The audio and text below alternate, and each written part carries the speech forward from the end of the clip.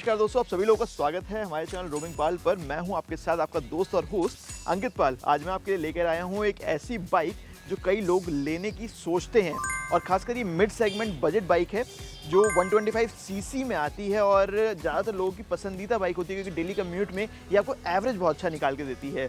अब किस कंपनी की ये बाइक है, कितनी पावर है इसमें, क्या एवरेज है, सब कुछ आपको इस वीडियो में बताएंगे। तो इसको वीडियो को एंड तक देखिएगा और साथ ही में आपको क्या क्या फीचर मिलेंगे वो भी बताएंगे। लेकिन उससे पहले आपको बता दें कि आखिर ये बाइक है कौन सी। तो हम बात कर रहे हैं हीरो एक्सट्रीम 125 सीसी की, जो कि लास्ट ईयर लॉन्च हुई थी, लेकिन आज भी इसकी डिमांड इतनी ज़्यादा है कि शोरूम पे आप जाइए तो आपको अच्छी खासी भीड़ इसके आसपास देखने के लिए मिल जाती है क्योंकि इसका लुक्स और डिज़ाइन ही इतना इंटरेस्टिंग है। आइए डिटेल में देखते हैं। तो ये है वो बाइक हीरो एक्सट्रीम। सबसे पहले आपने इसको देख लिया है अभी लुक्स में पास से कि कितनी स्पोर्टी दिखाई देती है ये। तो सबसे पहले आपको बता दें कि एक्सट्रीम लाइनअप की, जो कि हीरो का जाना माना लाइनअप है, उसमें सबसे सस्ती बाइक है। लेकिन 125 सीसी का जो सेगमेंट है, सारे बाइक सेगमेंट, उसमें ये सबसे ज़्यादा स्पोर्टी दिखने वाली बाइक भी है। इसलिए ये कई लोगों की, खासकर यूथ की, एक पसंदीदा चॉइस में से निकल कर आता है। और साथ ही में इसके जो यूनिक फीचर्स हैं वो अभी आप सुनेंगे तो आपको डेफिनेटली इसे लेने का मन कर जाएगा क्योंकि इसका जो बजटिंग है वो बहुत ही कॉम्पिटिटिव तरीके से की गई है। कंपनी ने इसे रेडर, पल्सर 125 के कंपैरिजन में बहुत कम प्राइस में रखा हुआ है। इसका एक शोरूम प्राइस 90,000 रुपये के आसपास आपको देखने के लिए मिल जाता है। वहीं पर अगर आप इसे ऑन रोड लेने जाएंगे तो ये आपको 1 लाख से लेके 1,10,000 के बीच में पड़ जाएगी बड़े आराम से। और इस प्राइस रेंज में definitely one of the best choice होने वाली है। तो आइए क्लोजली देखते हैं इसके फीचर्स। सबसे पहले अगर हम इसके हैंडल बार की बात करें तो इसमें लेफ्ट साइड में आपको लाइट कंट्रोल करने के हाई बीम, लो बीम के बटन मिल जाते हैं। ये इंटरेस्टिंग बटन है क्योंकि इससे आप चारों इंडिकेटर एक साथ ऑन कर सकते हैं। इसे हैजार्ड लाइट भी कहते हैं, लेकिन जनरली ये बहुत ज़्यादा स्टाइलिश लगते हैं। तो अगर आपकी बाइक खड़ी हुई है और आप फोटो खींचना चाहते हैं तो आप इसे ऑन करके इसके साथ फोटो खींच सकते हैं। ये आपको इंडिकेटर स्विच मिल जाते हैं, नीचे हॉर्न मिल जाता है। दूसरी साइड जाएंगे तो वहाँ पे आपको पावर ऑन ऑफ करना, स्टार्ट पुश बटन मिल जाता है। एक इंटरेस्टिंग चीज़ जो इसमें मिलती है वो है यहाँ पर दिया गया USB पोर्ट। जी हाँ, USB पोर्ट इसमें आपको देखने को मिल जाता है। तो अगर आप यहाँ पर अपना फ़ोन माउंट कर रहे हैं तो उस केस में ये थोड़ा सा ऐसे खोलना पड़ेगा। तो इस केस में अगर आप यहाँ पे फ़ोन माउंट करते हैं तो आपको उसको चार्जिंग की दिक्कत नहीं होने वाली है। इसके स्पीडोमीटर की अगर बात करें तो स्पीडोमीटर बड़ा ही स्टाइलिश, जो कि एक्सट्रीम रेंज में आता है, वही आपको देखने को मिलता है। LCD डिस्प्ले है, लेकिन इसके साथ साथ इसमें आप कितने किलोमीटर चल चुकी है, कितना इसमें आपकी average mileage, trip A, trip B, ये सब कुछ आप यहाँ पर देख सकते हैं। तो बिल्कुल नई बाइक है, 417 किलोमीटर चली है ओडोमीटर के हिसाब से। और इसका जो स्पीड लिख के आती है और साथ में जो ऊपर RPM आता है, बड़ा ही स्टाइलिश मुझे दिखाई देता है।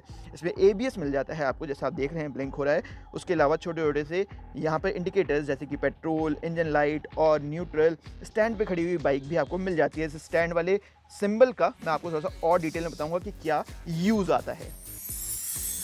इसके अलावा अगर आपको बताएं इस बाइक में टायर प्रोफाइल क्या क्या मिलती है, तो टायर प्रोफाइल में आगे 90-90-17 यानी कि 90-90-17 का अलॉय व्हील देखने के लिए मिलता है। पीछे वाली टायर प्रोफाइल यहाँ पे 120-90-70 की मिल जाती है। दोनों ही अलॉय व्हील हैं, जिसकी वजह से काफ़ी स्पोर्टी स्टांस दिखाते हैं। इसके अलावा आपको यहाँ पे बहुत ही स्पोर्टी सा एग्जॉस्ट देखने के लिए मिलता है, जो कि साइज़ में बहुत छोटा है, लेकिन इसकी आवाज़ बहुत ही ज़्यादा डिफरेंट निकल कर आती है। इसकी वजह से बाइक चलाते हुए आपको प्रॉपर एक स्पोर्ट बाइक वाली फील मिलती है। बाकी इसके पैडल्स में आपको रबर पैड प्रॉपर कुशनिंग के लिए मिल जाता है। इसका किक स्टार्ट आपको बहुत ही इंटरेस्टिंग देखने को मिलता है। मैंने अभी तक इसे ऐसा किसी और बाइक में नहीं देखा था, बड़ा ही स्टाइलिश ये भी लगता है। इंजन की अगर बात करें तो इंजन इसमें 125 सीसी का है, जिसमें 11.7 PS की पावर है और 10.9 Nm का टॉर्क है और एयर कूल्ड इंजन है ये। इसके अलावा आपको फ्रंट में डिस्क ब्रेक मिल जाता है। इसमें 2 वेरिएंट आते हैं, एक ड्रम ब्रेक वाला, एक डिस्क ब्रेक वाला। एक डिस्क ब्रेक वाला वेरिएंट है। इसके साथ साथ हेडलैम्प्स की अगर बात करें तो हेडलैम्प्स में इंडिकेटर तो है ही इसके स्टाइलिश, लेकिन साथ में आपको प्रोजेक्टर हेडलाइट देखने के लिए मिल जाती है। इसमें यहाँ पर आप देखेंगे तो हाई बीम सेटअप भी है और साथ में DRLs भी हैं जो अभी जल भी रहे हैं। एक इंटरेस्टिंग बात अगर आपको बताएं तो वो है इसमें E20 का ये स्टिकर। जी हाँ, अगर इसकी डिटेल में बात करें तो जैसा कि आपने सुना होगा कि गवर्नमेंट E20 वाला पेट्रोल लॉन्च कर चुकी है। इसका मतलब होता है कि इथेनॉल 20% ब्लेंड होगा। अब वो कुछ पेट्रोल पंप्स में तो अवेलेबल है आज की डेट में, लेकिन कुछ में नहीं है और आने वाले टाइम में ये मैंडेटरी हो जाएगा कि सबको E20 वाला पेट्रोल डालना है। तो ऐसे में अगर आपके पास ये बाइक है तो इसका इंजन उसके लिए 100% कंपैटिबल है। लेकिन अगर आपके पास पुरानी बाइक है तो उसके कुछ साइड इफेक्ट्स हैं जो कि अगर आपके पास 2 मिनट है तो मैं आपको बताता हूँ, और नहीं है तो आप स्किप कर सकते हैं ये पार्ट, आने वाले अगले सेगमेंट पे जा सकते हैं। लेकिन E20 इथेनॉल ब्लेंडिंग का फ़ायदा क्या है? अब BS6 में जो नया इंजन आ रहा है उसमें अगर आपका इंजन कंपैटिबल है तो आपको एवरेज उतनी ही मिलेगी, लेकिन पेट्रोल का प्राइस कम हो जाएगा क्योंकि इथेनॉल ब्लेंडिंग से प्राइस गवर्नमेंट कम करने की कोशिश कर रही है। वहीं आपके पास पुरानी गाड़ी है जिसमें इथेनॉल ब्लेंडिंग वाला इंजन कंपैटिबल नहीं है, तो ऐसे केस में आपकी गाड़ी चलेगी, आप E20 वाला पेट्रोल डाल पाएंगे, लेकिन उससे आपका पॉल्यूशन थोड़ा सा बढ़ने की उम्मीद है क्योंकि इंजन उसमें कार्बन ज़्यादा प्रोड्यूस करेगा, और ब्लेंडिंग ना होने की वजह से इंजन में एज सच कोई ख़राबी नहीं है कि बट पॉल्यूशन वाला जो एक फैक्टर है वो आपको देखने के लिए मिल सकता है। तो उस केस में बहुत ज़्यादा लॉन्ग रन में अगर आप देखेंगे तो आपको कहीं ना कहीं इफेक्ट दिखेगा, बट शॉर्ट रन में कोई इफेक्ट नहीं दिखता। बट इस गाड़ी के साथ आपको वो कोई भी दिक्कत नहीं आने वाली है। जाते जाते आपको इस बाइक के ओनर से भी मिलवा देते हैं जो कि स्पेशली हमारे लिए इस चैनल पर अपनी बाइक लेकर आए हैं, थोड़ा सा उनसे पूछते भी हैं। सबसे पहले स्वागत आपका हैदर हमारे चैनल पर। ये बाइक इन्होंने अभी 1 हफ्ते पहले ही खरीदी है। 1 हफ्ता हो गया। जी हाँ, तो थोड़ा सा अपना एक्सपीरियंस बताएं खरीदने का कि कैसा हीरो के साथ आपका एक्सपीरियंस रहा, कितने पैसों में आपने खरीदी, और साथ ही में इस बाइक से आप कितने खुश हैं, सब कुछ हमारे व्यूअर्स को बताएं ताकि जो लेना चाह रहे हैं उनको भी थोड़ी हेल्प हो पाए।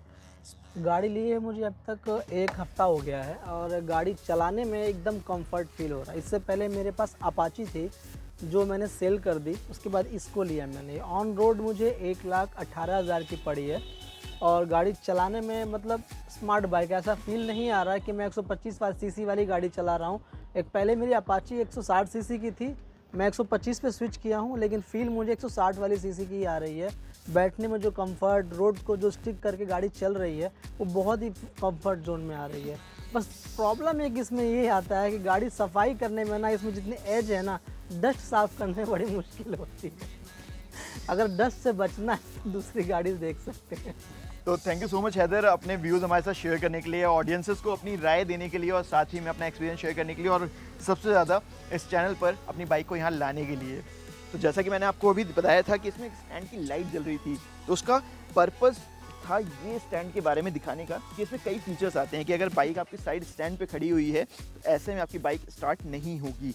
लेकिन इसमें एक और एडिशनल फीचर भी है कि इसमें एक सेटिंग आती है कि अगर आप बाइक का स्टैंड हटाएंगे तो ये ऑटो स्टार्ट भी हो जाएगी। तो उस तरीके से ये बाइक बहुत ही ज़्यादा स्मार्ट हो जाती है कि आपने स्टैंड हटाया और ये बाइक स्टार्ट हो गई, और अगर आपने स्टैंड लगाया हुआ है तो ये स्टार्ट नहीं होगी। और दूसरा नॉर्मल फीचर है कि स्टैंड की तरह रहेगी, और जब आप स्टैंड हटा के पुश स्टार्ट बटन से ऑन करेंगे तो ये स्टार्ट हो जाएगी। बड़ा ही स्मार्ट मूव है।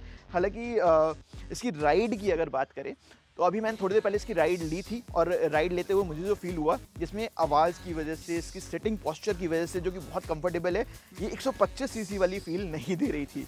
कंफर्टेबल थी, जो हीरोज़ के लिए फेमस है कि बहुत ही कंफर्टेबल राइड होती है। सीट की कुशनिंग देखेंगे तो बहुत ही अच्छी है, और वहीं पर इसकी एवरेज भी अभी 50 to 60 के आसपास आराम से आपको देखने के लिए मिल जा रही है। तो ऐसे में ये कंप्लीट पैकेज बन जाता है अगर आप 1 लाख रुपए या उसके आसपास में कोई बाइक ढूंढ रहे हैं तो।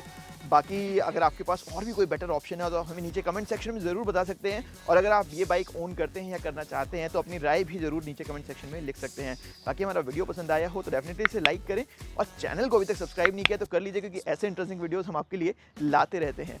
मिलते हैं आपसे अगले वीडियो में, तब तक के लिए शब खैर, स्वस्थ रहिए, सुरक्षित रहिए, अपना ख्याल रखिए।